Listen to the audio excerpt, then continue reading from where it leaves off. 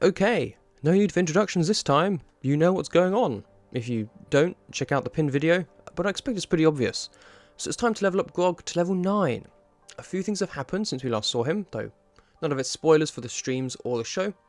He temporarily became controlled by a lich, along with his father, and had a phylactery embedded in him. He met a nymph. He had the phylactery removed, helped defeat an iron golem in a druid barrow, fought in a fighting pit, helped thwart multiple plots of varying kinds, took a ring from a demon, claimed a peculiar item from a troll, very peculiar item from a troll, that'll come up, nearly caused the end of Trinket, fought multiple dragons, lost his best friend until she was brought back, and performed a rage looting that almost got the entire party killed. An eventful time that leads us up to the stream game starting with the arrival at Kraghammer. Now, in our alternate reality, we are assuming that they started at level 1 in 5e, and also at level 1, which maybe they didn't. They also had a homebrew for some of Grog's character things, as the first couple of games were actually run in 4th edition, before switching to Pathfinder for the foreseeable future, and since then switching to 5e for the start of the game. But for us, we're pretending they've been playing 5th edition the whole time, so let's see what each level gets Grog to get him up to level 9. We'll cover HP, AC and the like at the end. At level 2, Grog gets Reckless Attack and Danger Sense. Reckless Attack is starting at 2nd level. You can throw aside all concern for defense to attack with fierce desperation. When you make your first attack on your turn, you can decide to attack recklessly.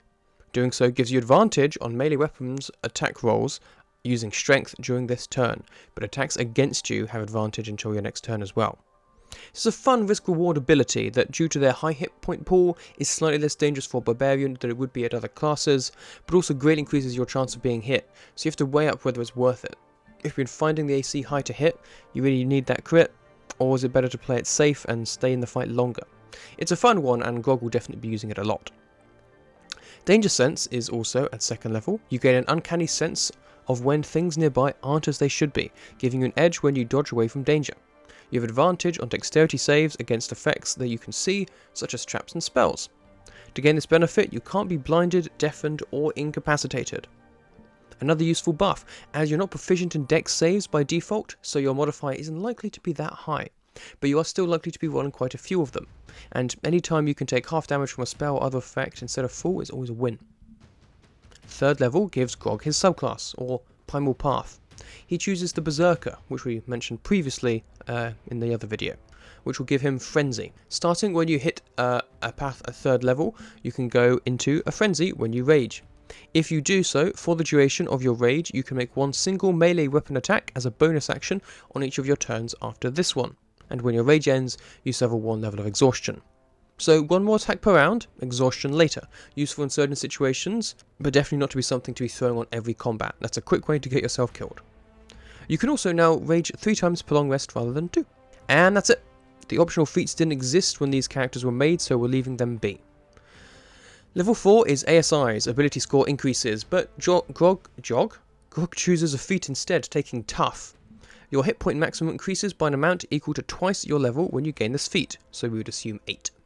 When you gain a level thereafter, your hit point maximum increases by an additional 2 points, so it just keeps on going up. Certainly a good feat for our barbarian to take, the more hit points the better.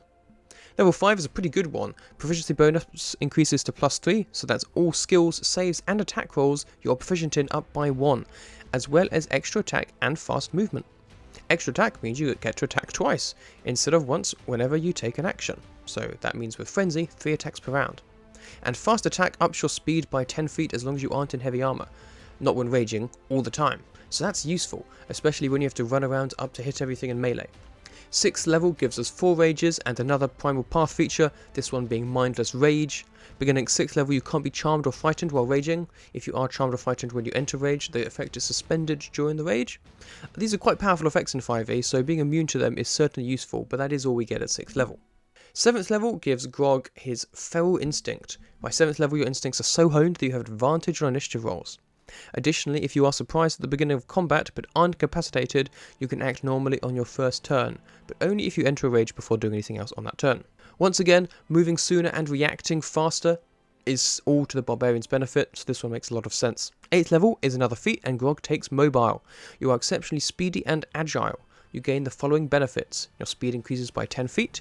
When you use the dash action, difficult terrain doesn't cost you extra movement on that turn, and when you make a melee attack against a creature, you don't provoke opportunity attacks from that creature for the rest of the turn, whether you hit it or not. Grog's speed is now 50 feet per round. That's crazy. It's not Vax crazy, but that's still very fast. And that dash effect is useful too. Honestly, unsure if the opportunity attack feature is used or not, but I guess he doesn't run away from things much, to be fair. And finally, 9th level, our rage damage goes up to +3 per attack, and we gain brutal critical. Beginning at 9th level, proficiency bonus increases to +4, and you can roll 1 additional weapon damage die when determining the extra damage for critical hit with a melee attack. That's what brutal critical is. So this varies from DM to DM. I'm not exactly sure how that stacks, but however it does can lead to some nasty damage, which is very fitting and leads to some great moments for Grog. Though you still do have to roll an natural 20. Makes reckless attacks more enticing though. And that's our 9 levels. Grog's skills are higher now, with athletics at +8, and his strength and con saves are now +8 and +9 respectively. Though this is in part thanks to the items he's picked up. Braces of Ogre Strength have up to strength to 19, +4, and the Belt of Dwarven Kind has given him +2 to con, so that's at 20, +5. It also makes him better at talking to dwarves and gives him poison resistance and advantage to poison saves. His other stats are the same, so his passive perception is still at 10, and his initiative rolls are still at +2, though he does now have advantage on those. His speed, however, is now at 50, and his AC is up at 19, though I must admit I'm not sure how. He still isn't wearing armour, so his Dex plus Con makes it 17, so maybe this is a carryover of an item I've missed, which is granting him a bonus. If you know, please let me know down in the comments. And finally, he now has 116 hit points. Triple digits already. Okay, so that's the easy bit done. Let's now have a look at leveling up Grog in Pathfinder 2nd edition. And hey, if you're still here, why not subscribe? It's a great boost for the channel and for me as well, to be honest. So if you're not used to Pathfinder, a couple of notes on leveling up and how it differs from 5th edition. For a start, you always gain your maximum hit points, no rolling or averages. Things are going to be hitting you like a truck at high levels, so you need every hit point you can get. Your proficiency bonus also increases every level, as this is tied in part to your level. Level plus ability modifier plus rank is how you get your bonus, so a lot of things are going to be going up automatically by themselves before we even get to make any choices. And there are more of those too. Whilst in 5e most levels increase it's a set amount of things you can do as soon as you choose a class or a subclass, with few exceptions like fighting styles and such. Every 4 levels you can choose your ability score increases, or you can choose a feat. You get to choose feats every level in Pathfinder. Not always the same ones, and some are very niche, but the versatility in builds and design of characters is something I love about the system, though it can certainly be overwhelming at times. There are 4 kinds of feats: class feats, ancestry feats, skill feats, and general feats. Class feats relate specifically to your class, and whilst there is occasionally overlap, they will mostly be locked out from other classes. Ancestry feats are tied up with your ancestry and function in a similar way to class feats, though will come up less often and you'll get to choose them less often. Skill and general feats are open to all as long as you meet the prerequisites, which is usually training in skills or skill feats, and either nothing or something more specific for general feats. Skill feats are often very niche, but can be very important when they come up, or can be used to enhance the build you are currently going for with your class. General feats are just that, general, and they act more or less like the feats in 5e. More hit points, a boost to initiative, and things like that. You get these less frequently too, and can choose skill feats or general feats at these times. You also get to choose skill increases at certain levels, and these allow you to increase a skill by a rank. At lower levels from untrained to trained, but as you get higher in level you can raise your rank as well, to expert, master, and eventually legendary. Finally, you get a few automatic upgrades at certain times, like how most level ups in 5e work. Obviously you get spell choices, but not for Grog, so we'll leave those alone, and you get ability score improvements every 5 levels. But no need to switch these out for feats here, they are functionally different to 5e as well, but I'll go into that when we get there. So let's get started. Level 2, in addition to our HP, AC skills and saves and class DC increasing automatically, which we'll cover at the end like we did before, we also get to choose a class feat and a skill feat. We've gone with Second Wind, which allows us to regain our temporary hit points from raging if we rage sooner than the 1 minute cooldown, though we do become fatigued afterwards. This is useful for those longer fights, or slightly more likely if we go down in a fight and are brought back up. And being fatigued after until we rest is similar to Grog and his exhaustion level with Frenzy, so that works out. For our skills we've chosen Hefty Hauler,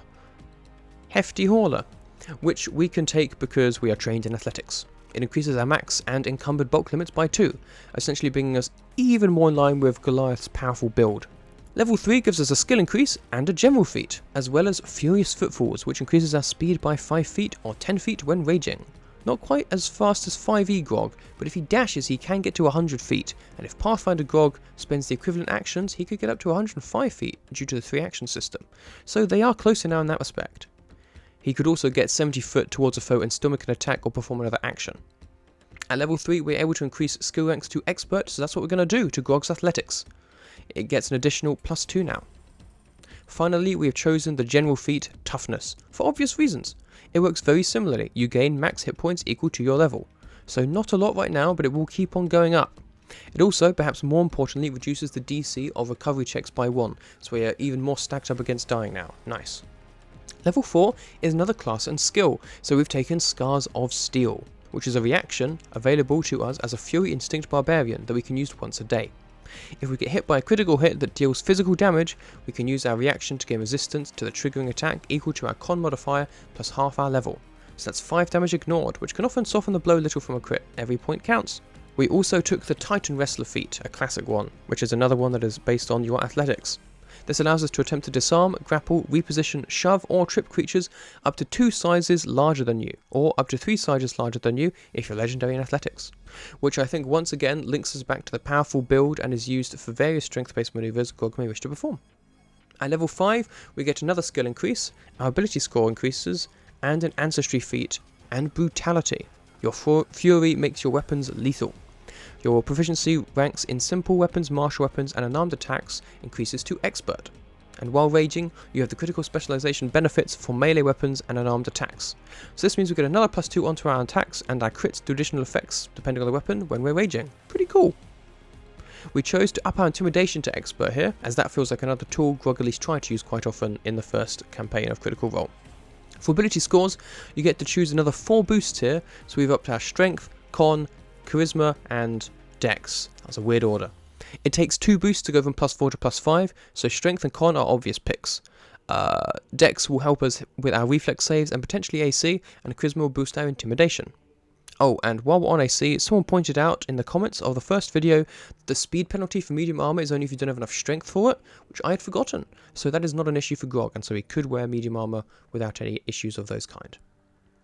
Finally, we took Athletic Might as an ancestry feat, which is pretty cool. Surviving in a hostile terrain has given you a great talent for mobility.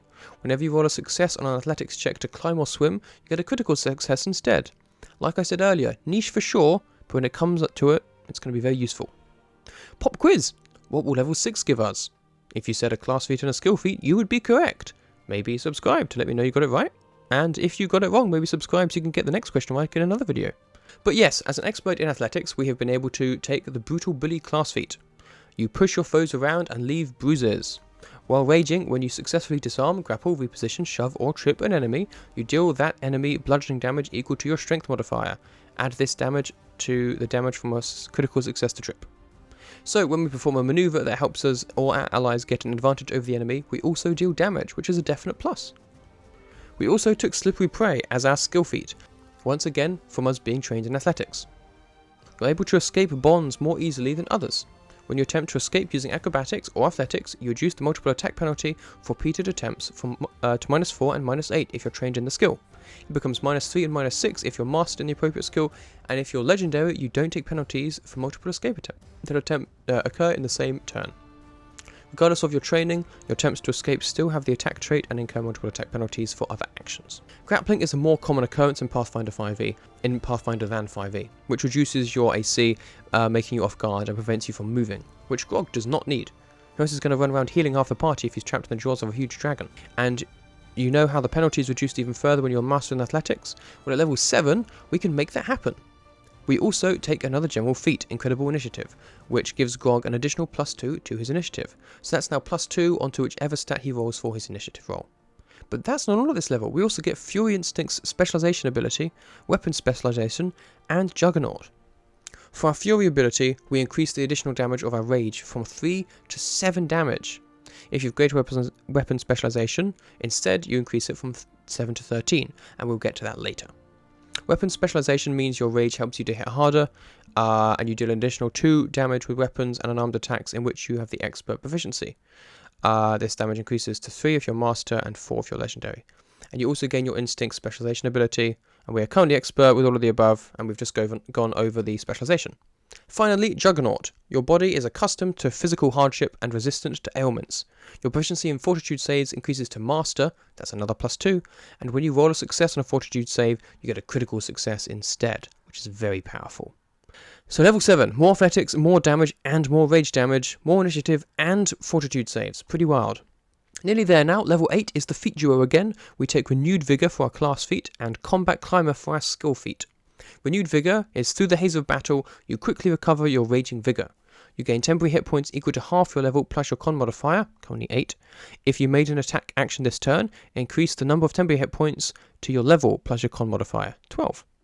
These temporary hit points last until the end of your rage and cost you 1 action, so it's a way to bolster your hit points again mid-battle, which is pretty useful. Combat Climb is another athletics one, we're going to be mostly taking those. Your techniques allow you to fight as you climb. You're not off guard while climbing, and you can climb with one hand occupied. You must still use another hand and both legs to climb. This gives Grog even more options for navigating the battlefield without putting himself at too much risk, and without spending too many actions sheathing weapons. And now our final level. Another big one, level 9. Our Intimidation is now at Master. We gain an Ancestry feat, Raging Resistance, and Reflex Expertise. We've taken the Defy Death Ancestry feat. You're exceptionally difficult to kill. The DC of your recovery checks is equal to 9 plus your dying value, or 8 plus your dying value if you have the Toughness General feat. In addition, whenever someone returns you to life using a magic that would normally leave you debilitated for a week, such as Raise Dead or Resurrect as a ritual, you don't suffer that condition. We have Orcrosity to unlock this, and Toughness to enhance it. We're even less likely to go down now. Well, die fully anyway. Meanwhile, Raging Resistance means repeated exposure and Toughen Skin allows you to fend off harm. While raging, you gain resistance equal to 3 plus your con modifier, so 7, to damage types based on your instinct. For us, it's resistance to physical damage from weapons, not from unarmed attacks though. And we are now expert in reflex saves, which is cool. And that's it for leveling up for now. We covered a lot there, and there are some changes we haven't gone over yet, so let's look. Grog's skills are higher now, with Athletics at +19 and Intimidation at +17. His saves are now +19 for Fortitude, +15 for Reflex, and +13 for Will. His Con, Dex, and Charisma have also all increased. Perception is now +13, and his Initiative with Perception is, as standard, +15. His Speed, however, is now at 30 feet and 35 feet while raging, and his AC is now 23, soon to be 24, as I'll explain in a moment. And finally, he has 163 hit points, which is at 176, including his temporary hit points from his rage. So, we're definitely starting to see the differences between the two systems now. We're going to spin a little bit further and look at what weapons and armor Grog could potentially have at this level 2. For a start, armor. Grog doesn't have any in 5e, so he won't have any here, though as we've pointed out, it wouldn't hurt him if he did, especially now the movement penalty does not matter. But in Pathfinder, you can have Explorer's Clothing, which counts as you still being unarmoured, but can have runes etched into it, which make armour and weapons more powerful, or in this case, clothes. Grog's Explorer's Clothing is a bit of a mouthful. +1 armour, Resilient Dread, Lesser Explorer's Clothing. What does that mean? Well, it's a +1 armour, so it does grant a +1 to AC, giving Grog AC 24. It's resilient, giving a +1 to saving throws, increasing the scores I mentioned earlier to 20, 16 and 14, and the Dread rune does the following. Eerie symbols cover your armour. Inspiring terror in your foes. Frightened enemies within 30 feet that can see you must attempt a DC 20 will save at the end of their turn.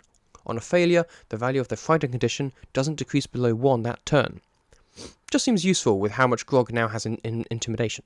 For weapons, Grog has his trusty axe and his fireband warhammer here, so we've created weapons similar to those. His great axe he had last time has been improved to a +1 striking great axe. And what does that mean? Well, +1 as you expect is an additional +1 to attacks. This is from what's called a potency rune. A striking rune means the weapon deals an extra die of damage, so now it's 2d12 +6 rather than 1d12. It also has a fearsome rune etched into it, so when you crit with this, an enemy now becomes frightened 1, which also works well with his armor runes, and this counts as a level 5 weapon. His firebrand warhammer is the same, +1 extra to attacks and 2d10 damage, but with the flaming rune. The weapon deals an additional 1d6 fire damage on a successful strike, plus 1d10 persistent fire on a critical hit. Both of these weapons have a plus 18 to hit and are going to be doing an average of about 20 damage per strike, excluding rage damage. The Warhammer is more powerful of the two, being a level 8 item, as there are other ways to make enemies frightened, whereas less so with doing fire damage. And many Grog can do, but it's still very interesting to give that rune to the axe as well. As for his other items, modifying ability scores is kind of a thing that messes up the math in Pathfinder, so those sort of items are much higher level than 9, but we could get Grog a Belt of Good Health, which is a level 4 item and would boost his hit points a little higher, or a Lifting Belt, which would give him a +1 athletics check, which allows him to cut and allow him to carry even more. Neither of them are quite like the Belt of Dwarvenkind, so he won't take them, but there are other options he would be able to have found, like these for example.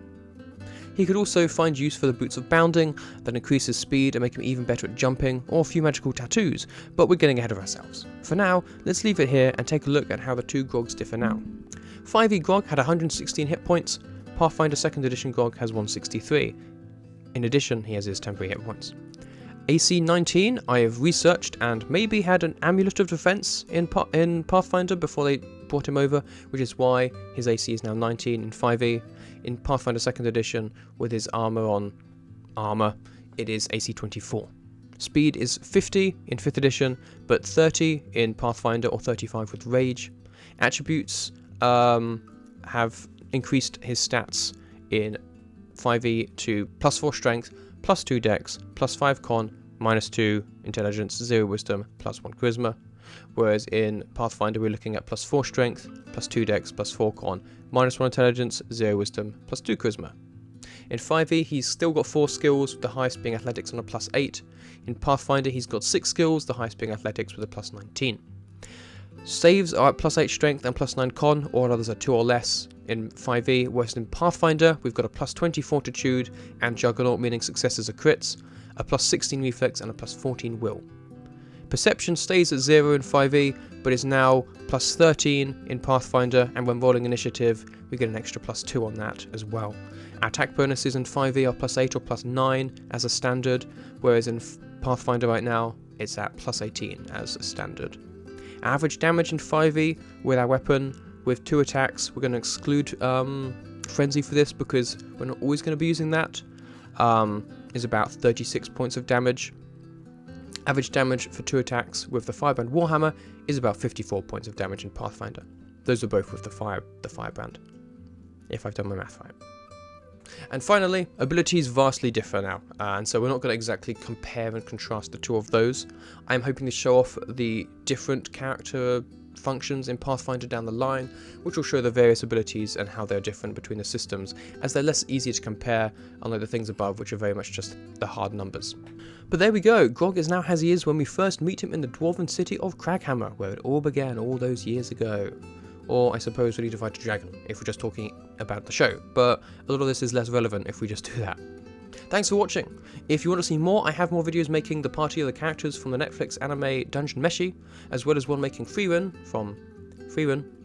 Make sure to subscribe and ring the bell to be notified when I release the next Vox Machina video too, either Vex or Vax or Percy, I'm thinking right now. We'll have to see.